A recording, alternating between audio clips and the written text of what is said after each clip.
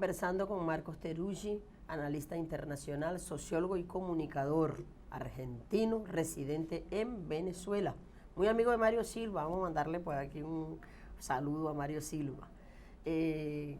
Vimos en el análisis anterior un conjunto de aspectos que se tradujo finalmente en un comunicado conjunto. Habían traído otras consecuencias, además del retiro de la embajadora de la Unión Europea de Venezuela en el plazo de 72 horas declarado por el presidente Nicolás Maduro. También la Asamblea Nacional Constituyente produjo un acuerdo de respaldo al presidente por la decisión que se tomó y se produjo un acuerdo de repudio a las sanciones a estas 11 personas que incorporaron en esa lista. Entonces, esos son hechos ya consumados. Los actores políticos intervinimos y estuvimos ahí fijando nuestra posición. El primer actor político y estadista, el presidente de la República Bolivariana de Venezuela. Luego se vino todo un movimiento diplomático alrededor de la revisión de las decisiones y ambos cancilleres llegaron a algunos acuerdos para construir una especie de clima favorable a un diálogo de paz. Vienen las elecciones, te quiero meter en el tema de las elecciones. ¿Qué crees tú? ¿Cómo va a responder en este caso la Unión Europea? ¿Cómo va a responder los Estados Unidos? ¿Consideraremos que esto fue como un anticipo a lo que pudiera pensarse que es un no reconocimiento de los resultados electorales del próximo 6 de diciembre? Interesante y complejo el tema. Yo creo que hay dos tiempos, pero que están juntos. Un tiempo nacional y un tiempo internacional. Si yo veo el nacional, y vamos a hacer el ejercicio de separarlos por un momento, yo veo que hay una cantidad cada vez más grande de partidos y expresiones de la oposición que se están desalineando, desacoplando de la estrategia de Estados Unidos y van a ir a las elecciones. Entonces, en el cuadro nacional hay 89 formaciones políticas inscritas para las elecciones del 6 de diciembre y la oposición, digamos, nucleada con Guaidó, sacó un comunicado hace 2 días y firmaban 12 partidos. Entonces, si uno ve numéricamente, también después pueden decir, bueno, hay algunos partidos más grandes que otros. Sí, pero incluso esos partidos más grandes están fraccionados internamente. No es que Primero Justicia está con el bloque de Guaidó, sino que hay internamente disputas, igual que Acción Democrática, y un Nuevo Tiempo está jugando como si uno ve las declaraciones, por ejemplo, de Stalin González, a decir, bueno, ojo, hay que sentarse a dialogar porque hay elecciones. Entonces, ¿qué es lo que está pasando? Hay una estrategia que avanza directo hacia un barranco. No hay que ser muy brujo para darse cuenta de eso. Va a haber una elección en diciembre, eso es un hecho, y habrá una nueva Asamblea Nacional, es otro hecho. ¿Qué va a hacer la fracción que está con Guaidó? ¿Se van a ir a Colombia a sesionar desde Bogotá? Entonces es un problema para un partido político no ir a elecciones y que su perspectiva sea terminar yéndose hipotéticamente del país, que es lo que ellos están debatiendo puertas adentro. Entonces, ante eso hay una crisis. Entonces, nacionalmente, la mayor parte de los partidos, factores, van a ir a elecciones. Ahora, internacionalmente, Estados Unidos sigue diciendo no a estas elecciones. Eso implica que la OEA va a decir no a las elecciones, eso implica que el Grupo de Lima va a decir no a las elecciones y es muy probable que la Unión Europea también. Ya dijeron, no reconocemos el CNE, no reconocemos cómo fue electo. Ahora, con la Unión Europea se puede hablar, con el Grupo de Lima no hay mucho que hablar y con Luis Almagro menos aún. Entonces, yo creo que internacionalmente la correlación va a ser más o menos similar a la que hoy hay respecto a quién reconoce y quién no reconoce a Maduro. Nosotros tenemos que ampliar, convencer. ¿Cómo se convence de que van a ser elecciones justas, transparentes y democráticas? Con la cantidad de partidos que se presenten, con los veedores internacionales, con que la oposición diga nosotros vamos porque sí hay garantías.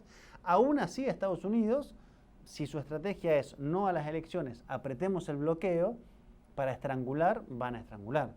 O sea, no vamos a convencerlos a ellos de que acá hay democracia o no. Eso, su objetivo es otro. En todo caso, construyen un discurso para justificar lo que hacen. Así que estamos en plena negociación. Lo que hay que ver es, en los próximos días y semanas, qué parte más de la oposición va finalmente a ir a las elecciones. Ahí se va a terminar de medir la balanza. Fíjate, Marco, me llama la atención y me gustaría que tú pudieras darnos una reflexión en torno a un tema, ¿no? Cuando analizamos la oposición venezolana, como tú bien lo has dicho, un mundo de contradicciones entre ellos. Unos abrazan la idea de andar por el camino de la constitución, de la institucionalidad, de la estabilidad, etcétera. Otros consideran que mejor es vivir como en un limbo y ellos saquen provecho de robarse los activos de Venezuela, son reconocidos por otros gobiernos y entonces les permiten embargos de cuentas nacionales, repartirse un botín, etcétera. ¿Tú crees que ese sector de la oposición todavía va a persistir a pesar de la convocatoria de las elecciones en este guión? Yo creo que van a ser en función de lo que les dé algún rédito, digamos. Nadie, digamos, se va a lanzar por el barranco.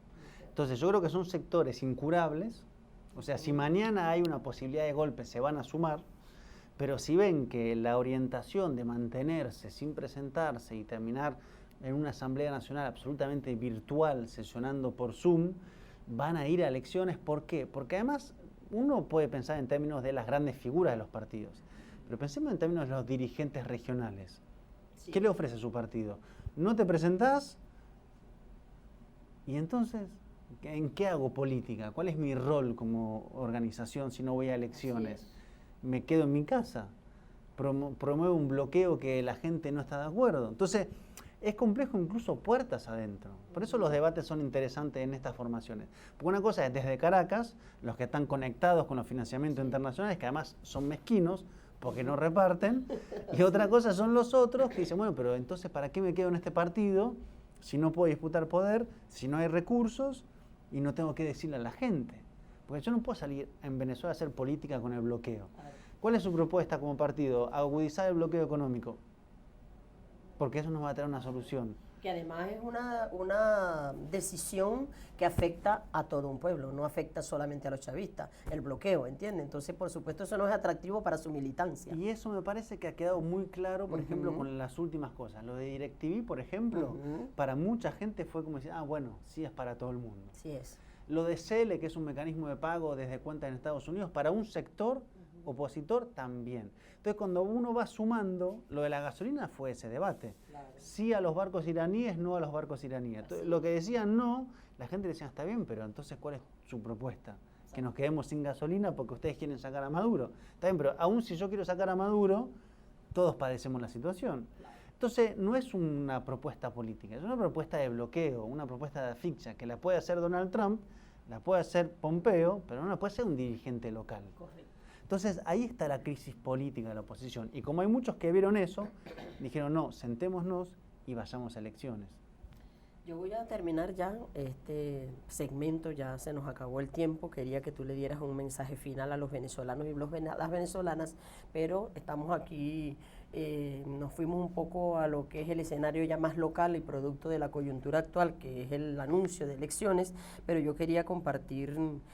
partiendo de tu análisis justamente de todo lo que es esa radiografía que hemos pasado por todos los organismos internacionales, y el comandante Hugo Chávez respondería con esta frase: no aceptamos presiones de nadie, en todo caso debe ser la presión de nosotros mismos.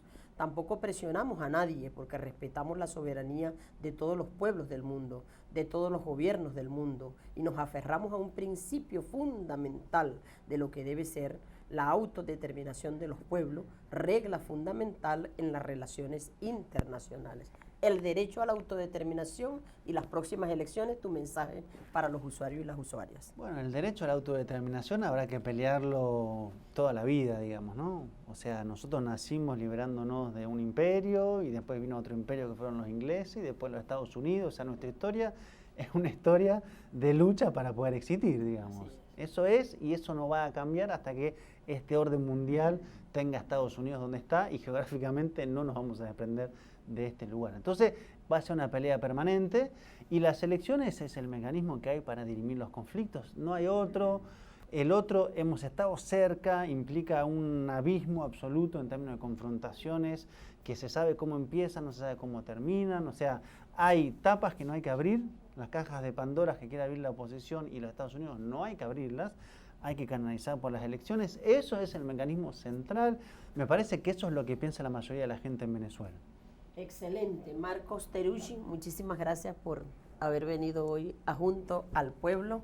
en estos tiempos de tantas dificultades hasta para la comunicación y para el encuentro. A ustedes, usuarios y usuarias, agradecida de su que hayan sintonizado hoy nuestro programa y hayan podido disfrutar de toda esta argumentación que nos ha traído Marco y que hemos podido compartir en este espacio, que es un espacio para la comunicación con nuestro pueblo y para, por supuesto, ayudar a la documentación y a reforzar la conciencia para que cada día tengamos una conciencia más elevada sobre los problemas que nos aquejan y sobre el rol que como pueblo nosotros y nosotras debemos jugar.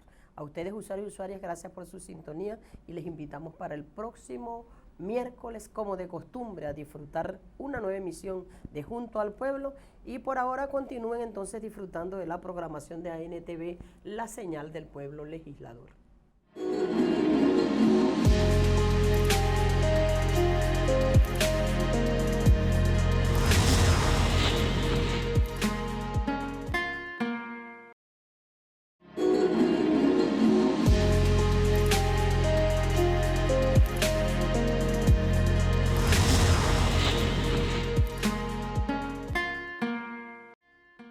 Continuamos con más de Junto al Pueblo en la grata compañía de Marcos Teruggi, analista político, analista internacional, sociólogo, comunicador social. Está permanentemente observando todo el movimiento político internacional y las acciones, las decisiones de los organismos y sobre esa base va construyendo también a partir de su análisis argumentos para que nuestro pueblo también tenga las razones, los razonamientos adecuados para avanzar en esta confrontación contra el imperio que tiene la revolución bolivariana.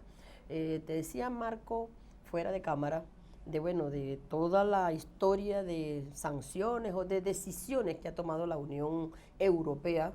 Yo sacaba la cuenta cuando tuve que hacer una intervención en estos días en la Asamblea Nacional Constituyente, en la última sesión, y hablaba yo de una contabilidad de 26 decisiones del Consejo de la Unión y que esas decisiones vienen desde el año 2016, pasando por el número de decisiones que en el 17, 8 decisiones, 14 decisiones en el 18, hasta llegar ahora a esta número 26, donde declararon unas sanciones contra voceros y voceras de los poderes públicos nacionales, como es el Poder Legislativo, el Poder Judicial, el Poder Constituyente, el propio Poder Ejecutivo, el Poder Moral en la persona del Contralor General de la República, entre otros, ¿no? Y entonces hacíamos toda esa cuenta de todo un proceso que se ha venido dando desde la Unión Europea que le viene sirviendo de puente para los intereses de los Estados Unidos en América Latina y en el Caribe, y en particular contra Venezuela. Yo quería compartir con ustedes, antes de que Marco pudiera hacer el análisis, lo que es el comunicado que ayer le dio lectura el canciller de la República Bolivariana de Venezuela, compañero Jorge Arreaza, y dice exactamente así, si la cámara lo puede agarrar para que los usuarios y usuarias vean que efectivamente ese es el comunicado oficial del Ministerio de Relaciones Exteriores, el Ministerio del Poder Popular para Relaciones Exteriores de la República Bolivariana de Venezuela y el Servicio de Acción Exterior de la Unión Europea, es un comunicado conjunto, informan a la comunidad internacional que el día de ayer, el ministro del Poder Popular para Relaciones Exteriores de Venezuela, Jorge Arreaza, y el alto representante de la Unión Europea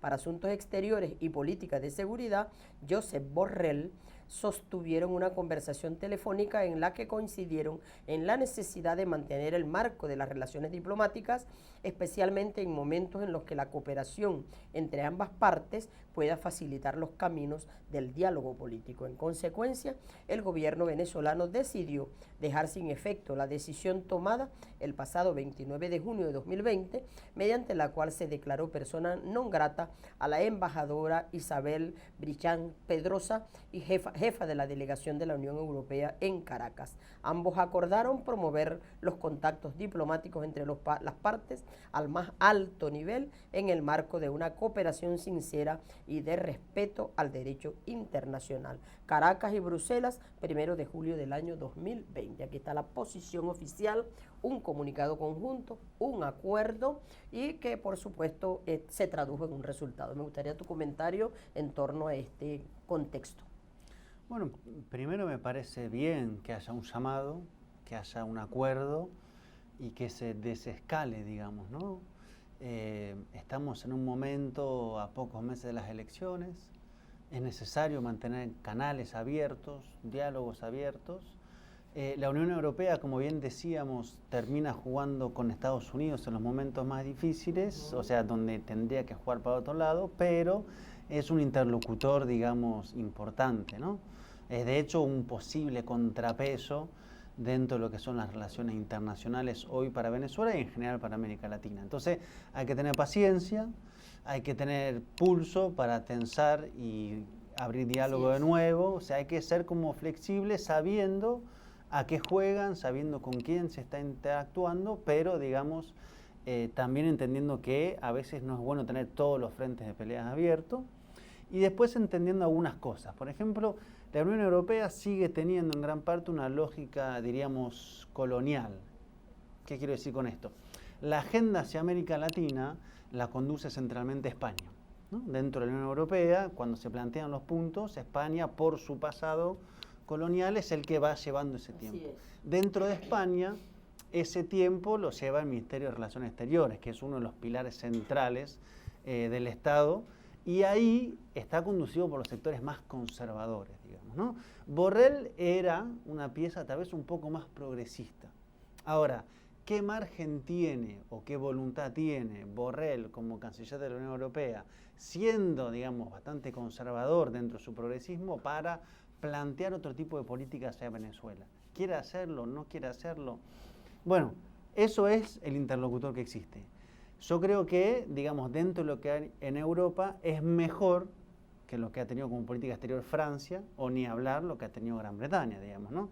Recordemos este año cuando a Guaidó le construyen una gira internacional, se reúne con Macron en Francia, se reúne con Boris Johnson, y en el caso de España lo recibe la canciller, no lo recibe Pedro Sánchez, o sea, había una suerte de intentar mantener una puerta abierta para algún tipo de diálogo. Es pequeña, es mezquina, hace sanciones igualmente, pero hay que ver ahí cómo se trabaja. Ahí me parece que es la inteligencia, la diplomacia, que es un poco menos de corazón y de sangre caliente para analizar lo que está pasando y un poco más de perspectiva. Bueno, está bien, nos sancionaron, ahora si yo me pongo a ver, las sanciones no son económicas, que eso es lo que realmente quiere Estados Unidos. O sea, Estados Unidos quiere bloquear y asfixiar a Venezuela. Europa le dio sanciones a determinadas personas, ¿no? Del orden de lo diplomático, político, preelecciones, pero no dijo, por ejemplo, bueno, cortamos todo vínculo económico con Venezuela.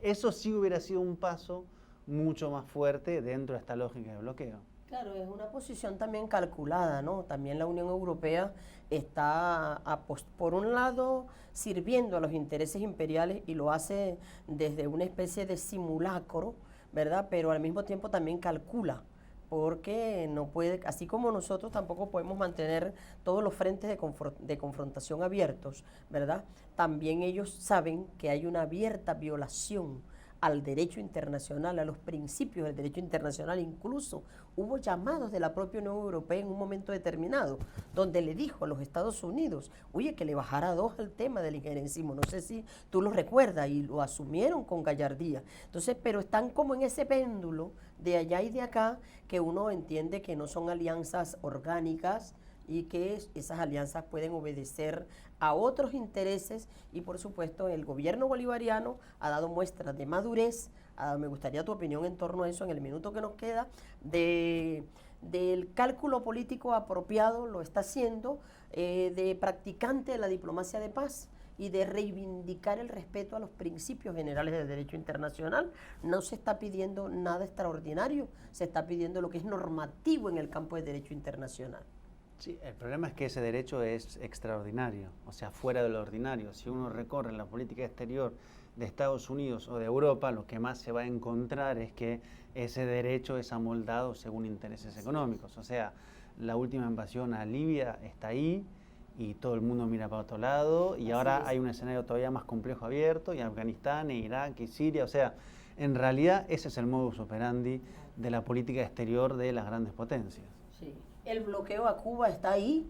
Durante años la Organización de Naciones Unidas ha aprobado, aunque sea con las abstenciones y con los votos negativos de X o X o X han aprobado que se levante el bloqueo y no se levanta. Entonces hay como una especie de doble moral, pudiéramos nosotros hablar de eso, Marco. Yo hablaría de una relación de fuerzas fáctica. O sea, Israel anunció que va a anexar territorio de Cisjordania y se puede oponer verbalmente la ONU, la Unión Europea, incluso Michelle Bachelet.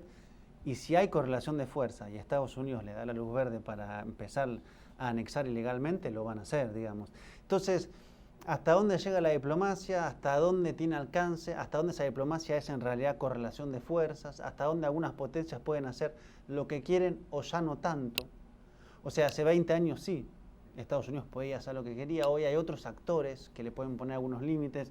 O sea, es un cuadro bastante interesante que de hecho, si la correlación de fuerzas fuera la geopolítica del año 2000, sería mucho más difícil para Venezuela resistir que hoy, donde existe un aliado como Rusia, un aliado como China, que pueden en las instancias centrales oponerse a Estados Unidos. De hecho, este panorama en términos latinoamericanos es muy adverso, pero en términos de la cantidad de actores que desafían a Estados Unidos y lo obligan a retroceder en algunos expedientes, es bastante oportuno para Venezuela.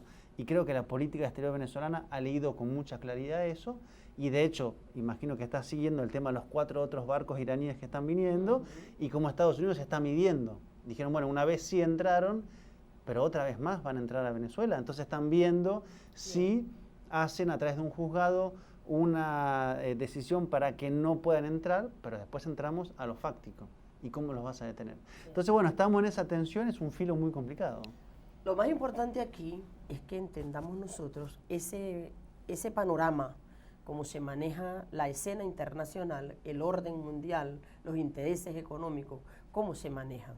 Y yo creo que lo más importante es la claridad de los pueblos. Y sobre la claridad de los pueblos vienen las acciones que los propios pueblos tomamos en función de derechos inalienables, como es el derecho a ser libre, a ser independiente, a ser soberanos. O sea, en la medida en que nosotros vamos comprendiendo por estos análisis que hacemos, y es nuestro interés aportarle al análisis, que nuestro pueblo cada día alcance los mayores niveles de comprensión de la realidad que está ocurriendo en el mundo, de las variables que se manejan, etcétera, para poder entonces tener la firmeza de actuar cuando tenga que actuar como pueblo, como ha venido actuando como pueblo. Vamos a hacer nuestra siguiente pausa y ya regresamos con más de Junto al Pueblo para seguir conversando con Marcos Teruggi, de Analista Internacional. Ya venimos.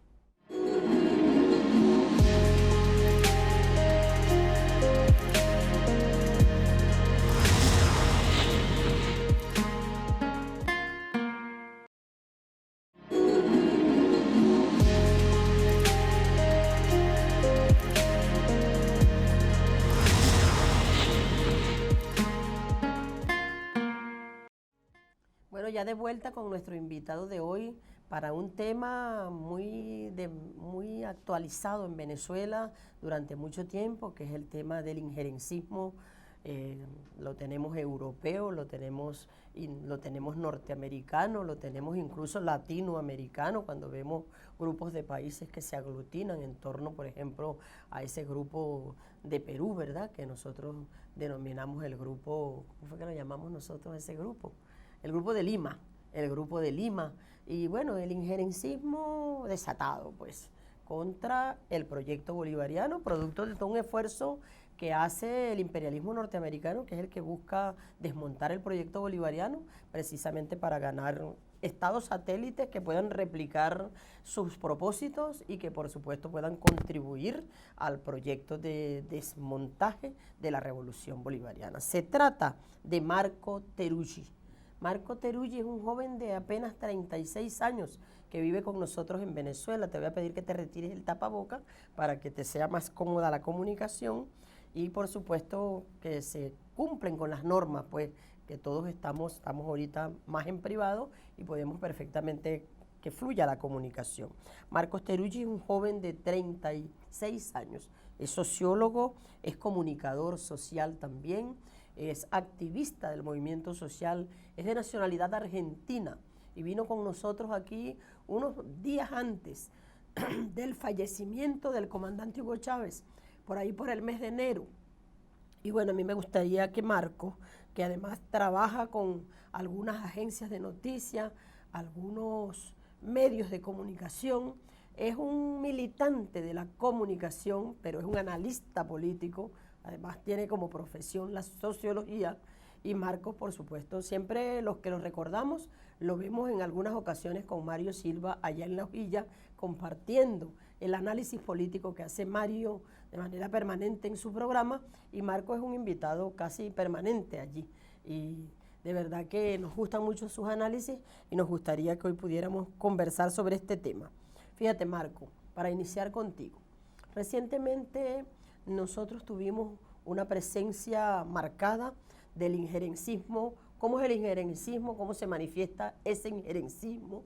Tuvimos un tema con la Unión Europea que vamos a conversarlo más adelante, pero a mí me gustaría que tú pudieras contextualizar en tu análisis político y compartir con los usuarios y usuarias el tema del injerencismo, si es el injerencismo imperial, cuáles son los objetivos del injerencismo, qué se violenta con el injerencismo internacional, en fin, toda tu visión sobre esa manera de intervenir en los asuntos propios de cada país, en un escenario mundial donde todos los países deben tener igualdad de derechos e igualdad de obligaciones desde el punto de vista de lo que es el derecho internacional, y que es un derecho que se violenta permanentemente y no se consigue quien le ponga coto a la manera de inmiscuirse en los asuntos internos, y parece que fuera la norma y no la excepción.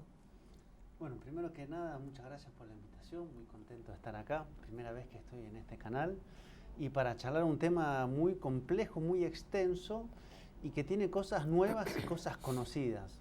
Como decía un analista, los Estados Unidos no suelen ser muy originales. De hecho, creo que su falta de originalidad o de pensamientos novedosos los ha hecho como chocar contra la misma piedra varias veces en el caso de Venezuela. Si uno piensa en injerencia, evidentemente uno puede pensar que hay elementos muy conocidos, como el tema del bloqueo económico. O sea, es una política que, si uno ve el caso de Cuba, tiene mucho tiempo. O sea, no hay nada nuevo en cercar económicamente a un país.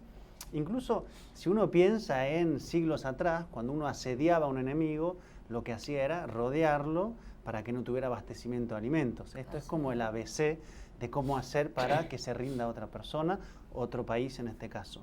Eso es, me parece, el tronco central de la forma en la cual Estados Unidos ha desarrollado su estrategia contra Venezuela, y que no es exclusivo de Venezuela. Uno podría hacer un listado de países que en este momento están siendo sancionados por Estados Unidos. Sancionados es la forma en la cual ellos nombran una acción que es de cercar a un país, que es bloquearlo. Hablamos de Cuba, podemos hablar de Irán, hablamos de Venezuela, y uno va a ver una serie de prácticas de ataques económicos como forma de lograr imponer sus intereses. Incluso en este momento Estados Unidos aplica sanciones económicas contra sus aliados. Por ejemplo, hay un gasoducto que se está construyendo entre Rusia y Alemania, que es contrario a los intereses geopolíticos de Estados Unidos, y Estados Unidos aplicó sanciones contra empresarios que son, digamos, de su círculo de alianzas, ¿no? Entonces es un despliegue cada vez más fuerte. Creo que tal vez este es el rasgo más distintivo de la administración de Trump. Uno piensa siempre, bueno, en la política más abierta militar de Estados Unidos, Bush, Obama. Me parece que Trump frenó un poco el despliegue militar, pero redobló lo que son las extorsiones económicas. Y ante eso hay mucho silencio. Es decir, como si uno tuviera como costumbre internacional de condenar las intervenciones militares, como fue el tema de Irak o Afganistán o a Libia, pero en lo económico hay como un silencio, como si eso fuera algo que de alguna manera se tolera, ¿no? Y se naturaliza prácticamente. Exactamente. Entonces, hay algo bueno en este debate, que desde que empezó la pandemia hay cada vez más voces internacionales que dicen, bueno, no podemos enfrentar una pandemia con un bloqueo. Como si estando sin bloqueo, sin pandemia estaría bien un bloqueo, pero bueno, tomemos lo bueno que nos da la corriente de que varios dicen, bueno, levantemos las sanciones. Ahora, eso es un nivel del asedio de Estados Unidos. Primero, o segundo, recordemos que para Estados Unidos América Latina es, digamos, su territorio natural para hacer y deshacer, y para Europa se le reconoce a Estados Unidos ese lugar, digamos. O sea, la Unión Europea difícilmente va a disputar a Estados Unidos su primacía en América Latina, se lo reconoce. En todo caso, si hay tensiones entre Europa y Estados Unidos, se manifiesta, por ejemplo, en Medio Oriente o en Asia, pero en el reparto mundial de lo que llamaríamos las potencias occidentales, América Latina le corresponde a Estados Unidos, ¿no? Entonces, la Unión Europea uno va a ver que siempre acompaña con un discurso a veces un poco más progresista, pero plegándose a la hora de las decisiones críticas. Ese es un poco el juego que plantean. O sea, sí al diálogo, sentémonos a negociar, pero ahora no te reconozco las elecciones. Entonces, hay una apertura, pero en el momento crítico cierran filas con Estados Unidos. Me parece que ese es un poco el rasgo distintivo de Europa. Y América Latina, los gobiernos de derecha, son absolutamente subordinados a la política exterior estadounidense. Y acá es bueno señalar una cosa, no es que hay una subordinación por imposición, no es que Duque se ve, digamos, conducido a eso, o Piñera, o cuando estaba Macri o Bolsonaro. Es una concepción de las élites latinoamericanas que piensan que su proyecto es estar alineado a Estados Unidos. Entonces no hay que empujarlas mucho para que hagan lo que están haciendo. Correctamente. Yo solamente quiero apoyar una parte de la intervención tuya en cuanto a cómo juega la Unión Europea en esto. Por ejemplo, nosotros estamos en presencia de una decisión del 18 de julio del año 2016, por ejemplo, donde el Consejo de la Unión adopta conclusiones en las que insta a que haya una reconciliación política en Venezuela. Esta es una manera de inmiscuirse, pero lo hacen de esa manera como elegante, como ellos estando en el medio, como si fueran un árbitro, instan a unas partes a que se reconcilien políticamente. Y entonces eso se va como recrudeciendo. En otra parte le dice, allá el 15 de mayo del año 2017, dice, pide a los agentes políticos y a las instituciones de Venezuela que trabajen de forma constructiva en pro de una solución a la crisis del país. Quise apoyarme con esto por tu argumento en relación con cómo ellos se meten en los asuntos internos, pero cómo juegan al interés de los Estados Unidos sin lesionar también sus propios intereses. Vamos a hacer nuestra siguiente pausa y ya regresamos para seguir conversando con Marco Teruggi, analista político, sociólogo, comunicador social, residente en Venezuela desde hace casi una decena de años. Ya regresamos.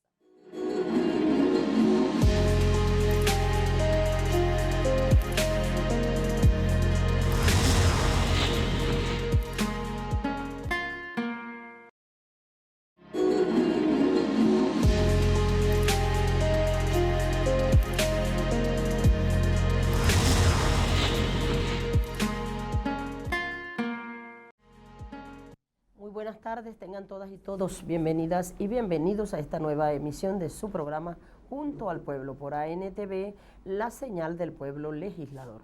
Un programa que busca siempre, en todo momento, dotar de herramientas a nuestro pueblo para la comprensión del momento político, el momento social, el momento económico que vivimos como pueblo en medio de una pandemia que afecta a la humanidad y en medio también de una agresión imperial que no cesa contra el pueblo de Venezuela, contra nuestro proyecto político, contra el presidente Nicolás Maduro. Y bueno, nosotros aquí trabajamos precisamente con el propósito de ilustrar a nuestro pueblo, también para desmontar matrices de opinión en contra del proyecto bolivariano y también desmontar y evidenciar las noticias falsas, los fake news, que normalmente es una de las estrategias que han utilizado desde el laboratorio mediático precisamente para inducir al pueblo a matrices de opiniones sobre la base de noticias falsas. En ese sentido, pues hoy vamos a tener un tema muy interesante que tiene que ver con la injerencia internacional en asuntos internos de Venezuela, el injerencismo como práctica, sobre todo de los sectores que pretenden ponerle la mano a las riquezas venezolanas, buscar construir modelos que les permitan que gobiernen arrodillados a los intereses imperiales, como ocurrió aquí hace más de 40 años.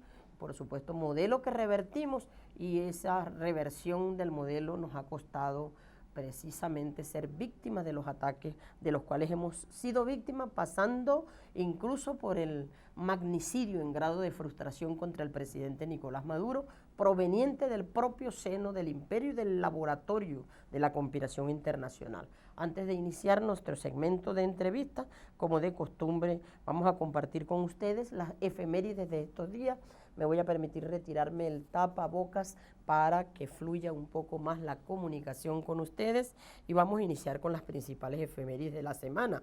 29 de junio de 2005 es creada Petrocaribe bajo la premisa de solidaridad, complementariedad y comercio justo. El comandante supremo Hugo Chávez dio nacimiento a esta alianza en materia petrolera como un mecanismo de soberanía energética para el desarrollo de la región y de los pueblos. Esta instancia quedó constituida por 14 países que suscribieron el acuerdo de cooperación energética.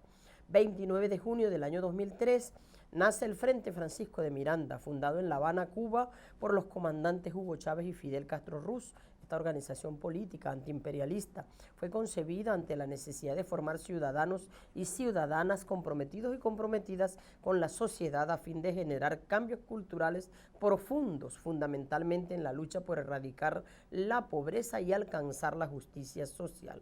1 de julio de 1811 se proclaman los derechos del pueblo como antecedente de la firma de la Declaración de Independencia.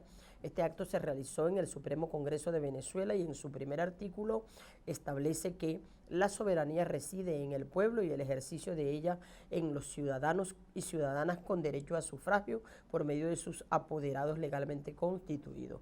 Este hecho marcó el inicio de la organización del Estado por medio de una constitución para ejercer la soberanía y romper con el yugo español. Asimismo, este acto abrió la participación de la población en la lucha por la igualdad y la justicia y contra la opresión.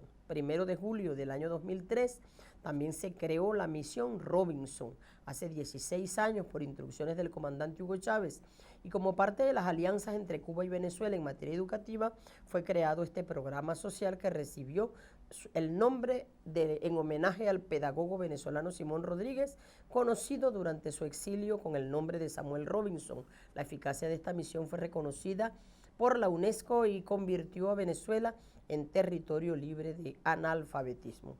3 de julio del año 2009 se nacionaliza el Banco de Venezuela.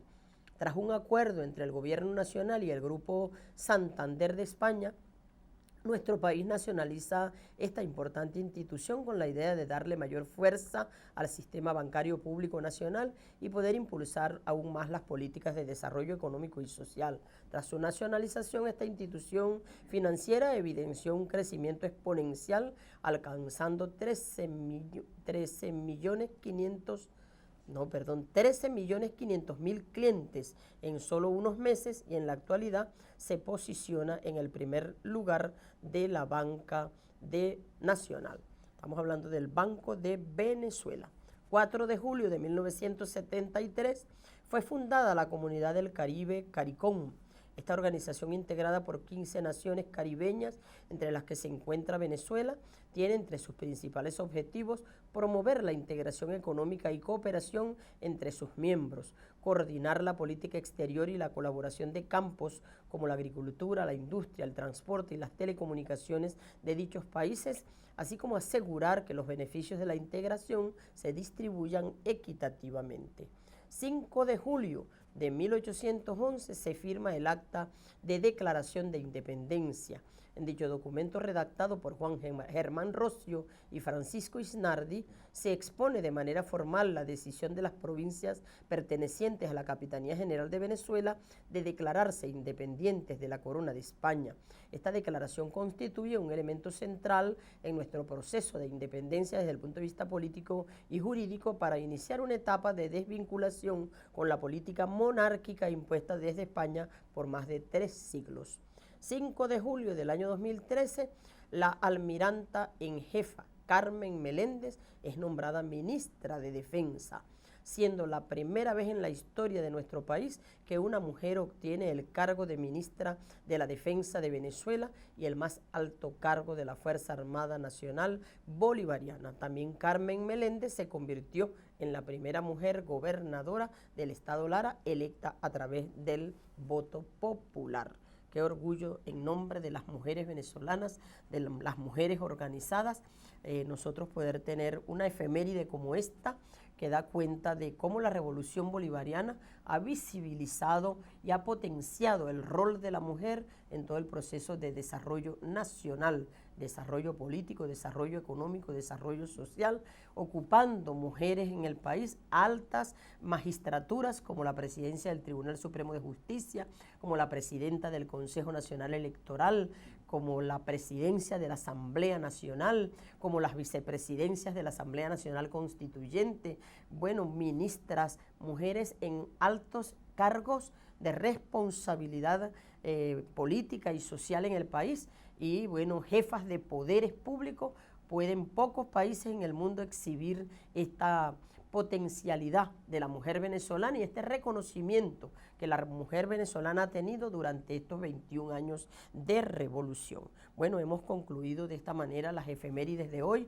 Recordemos que en tiempos de pandemia y en tiempos en que hay una cuarentena social, voluntaria, radical, en estos tiempos en Caracas y en 11 estados del país, es importante que asumamos conciencia frente al COVID-2019 y por supuesto mantenernos protegidos, protegernos en la familia, protegernos en la comunidad, protegernos en los espacios laborales de aquellos servicios esenciales que tienen las personas que salir a prestar su servicio, usar el tapabocas y por supuesto participar en todo el proceso de desinfección y de aplicación de todas las fórmulas que instruye el gobierno bolivariano para la protección del pueblo. Recordemos que contra el coronavirus la clave es precisamente la prevención. Vamos a hacer nuestra primera pausa para regresar entonces con nuestros segmentos de entrevista en la tarde de hoy. Ustedes manténganse allí, siempre en contacto con nuestras redes sociales y por supuesto disfrutando de nuestra programación del día de hoy.